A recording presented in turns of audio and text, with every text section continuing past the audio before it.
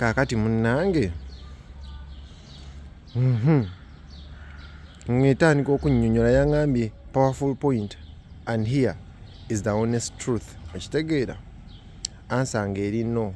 Ne ŋŋamba if she fully understands the risk biologically, emotionally and spiritually and still chooses to engage in numerous sexual interactions with numerous men, then I would not say she made the right choice. ChatGPT ng'ekkiriza nti omukazi okwegatana abantu ab'enjawulo, numerous men, kibi, aba takoze choice ntuufu.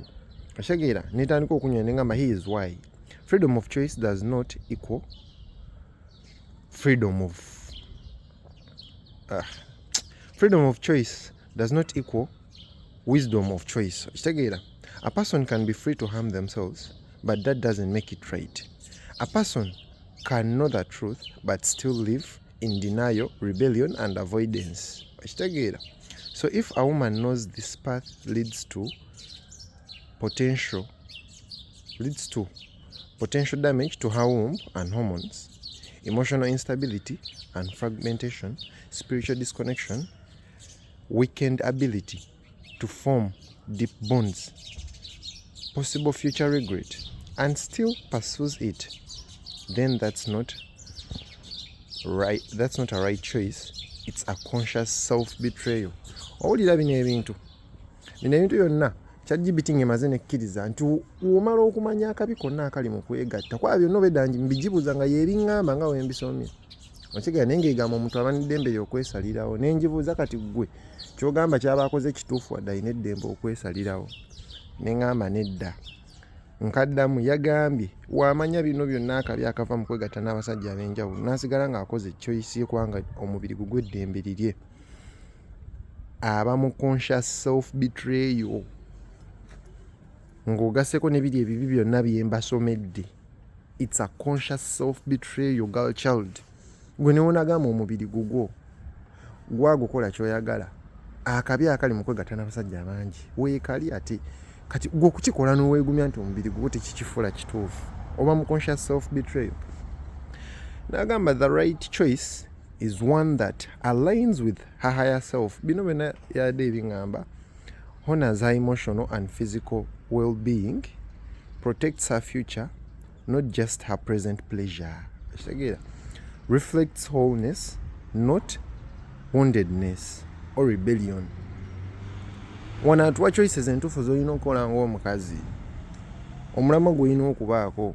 Okitegeera? So, n'akiddamu ChatGPT, no. Her choices may be free. Her choices okwebaka n'abasajja ab'enjawulo. Okitegeera kwa ddembe lyo. But it's not right. Naye ng'okuleeta ChatGPT okukkiriza kino ekintu tebyabadde byangu lwadde lutalo. Nkumalirayo. Because the right choice isn't just about freedom. Okitegeera? Okusalawo okutuufu tekuli ku ddembe ly'omu guno omubiri gwange. No, it's not just about that. Okitegeera? It's about truth, wisdom and self-preservation. Gwe ng'omukazi self-preservation, truth ne wisdom. Okitegeera? Omubiri gw'olina ogukuuma. Your purity na buli kimu. Kati olw'okuba omubiri gugwo tekitegeeza nti weegabeegabe oba ky'okola kikyamu tekiba kituufu. Okitegeera? Kati wano we twakomye nga muggyemu mukulu ChatGPT naye nga yabadde agaanye. Kati ngenda bajjita gye byatandikidde. Okitegeera? Gye byatandikidde nkujjira. Conversation yadde mpanvu. Okitegeera?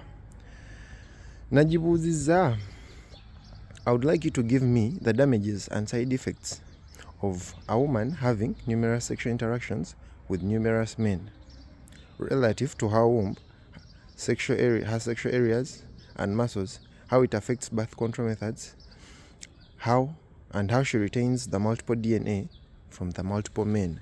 Ekitegeera? Baba yeegatta nabo. Ngambijja njagala mbyekakase njogere ebintu nga nange ndi muggumivu. Kwamba mbina mutwe naye olumu oyinza okugamba wayi naaliba omukyamu kanneebuuze. Kati eno gye twatandikidde. Kati tugenda kukkirira mpola mpola. Guys, bear with me. The dialogue is interesting. Kati munaye nga tukkirira. Okitegeera nga ngamba that's a complex and sensitive topic.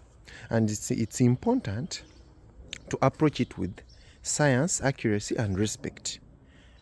okitegeera topiki y'abakazi okwegatta n'abasajja abangi n'akabi akakirimu okitegeera ko ye let's break it down piece by piece based on current medical and biological understanding okitegeera nangamba physical effects ovumbu yangambye agenda kubeesinga ku sayansi okuwa abakyali ekitiibwa na buli kimu okumpa ensonga okitegeera akabi akali mu kwegatta n'abasajja ab'enjawulo ko ye mukulu ChatGPT n'agamba physical effects on the womb and sexual areas okitegeera vaginal muscles n'agamba the vagina is elastic.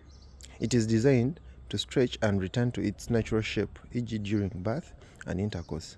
Having multiple sexual partners does not cause long-term loosening of the vaginal muscles. However, frequent or rough intercourse can cause temporary soreness, irritation, or micro tears. Awatandise okumbuulira biological gundi effects ez'omukazi okwegatta n'abasajja abangi ayinza okuyulikayulikamu awo n'agaziwagaziwamu naye addawo kozi mu butonde bwe yatondebwa nga yezzaawo ne waba azadde ne tugenda mpola cervix and womb okitegeera abaana ne wano wansi mu magomba n'agamba the cervix isn't easily affected by intercourse unless there is repeated trauma which is rare but can happen with extreme practices of lack of lubrication okitegeera kati abakazi bangi nkimanyi majority suffer with this problem, a lack of lubrication okitegeera kati having multiple sexual partners balina sizes ez'enjawulo balina amaanyi ga njawulo tebikuleka kyekimu okitegeera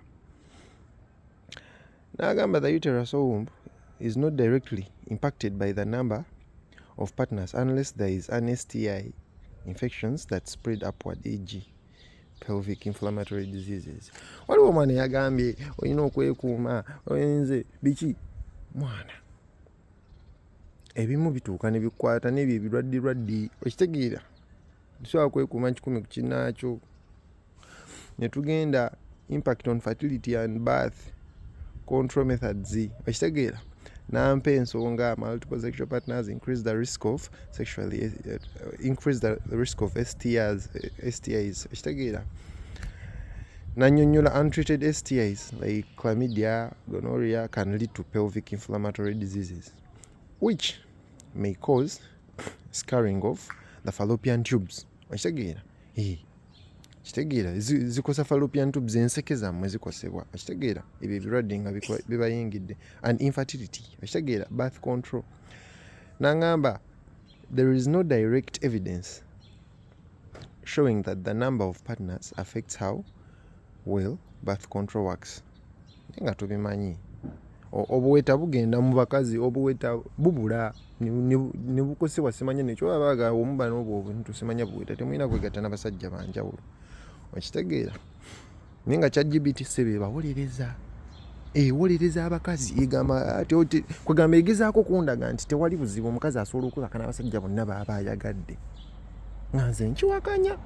era owulira ebibuuzo byange wedda njibuuza nennyonnyola okitegeera long term use of hormonal contraceptives affects ovulation and menstruation but not based on the number of partners okitegeera era ng'ewolereza ebikkirira omukazi okukozesa ebyo ebiwekeweke bi birth control method si kirungi already kibi kibakosa okitegeera kati gyokoma okwegattagatta wano nawali togenda kuva mu ago gantu kujjamu mbuto okitegeera ebyo contraceptive ebyenjawulo buli kaseera bakukoba ebiddagala bikyusa hormones zammwe ne mukoga ne mugejja menstrual cycles zammwe ne zikyuka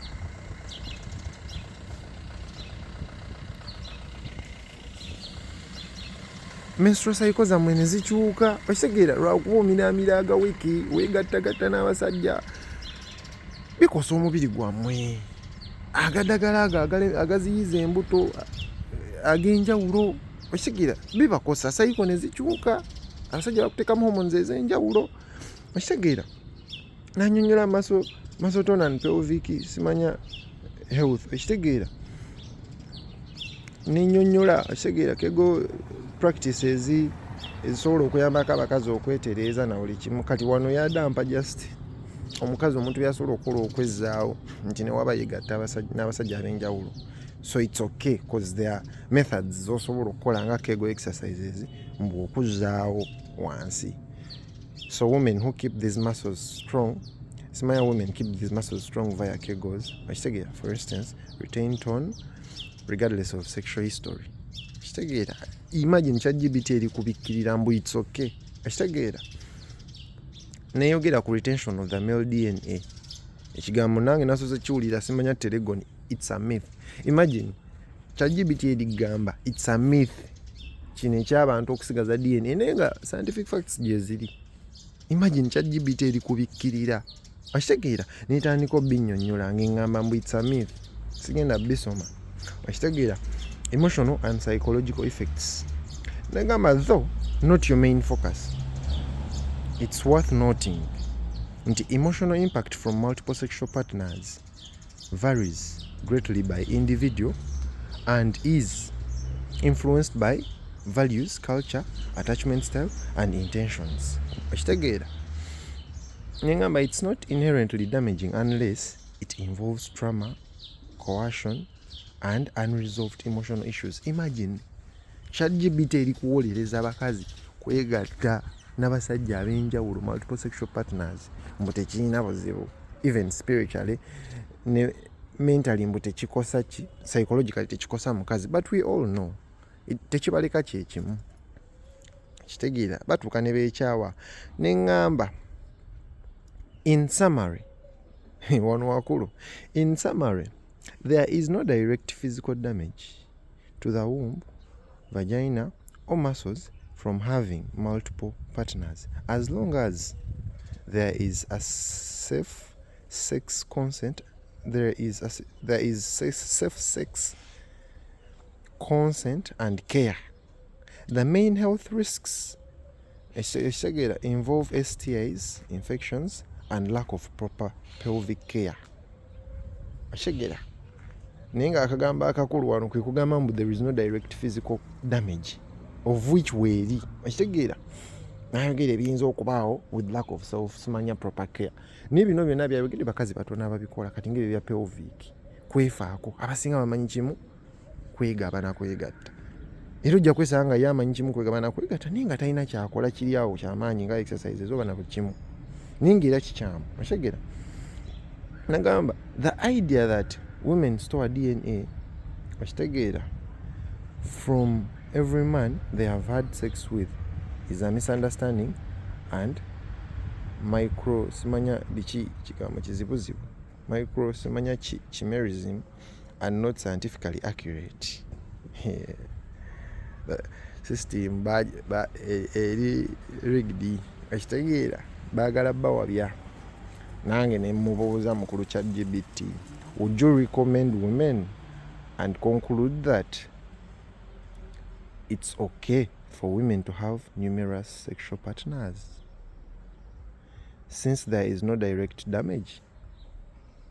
Kitegeera, quite a great question, and it's one that requires a balance of scientific understanding, ethical neutrality, and awareness of broader consequences beyond just physical health.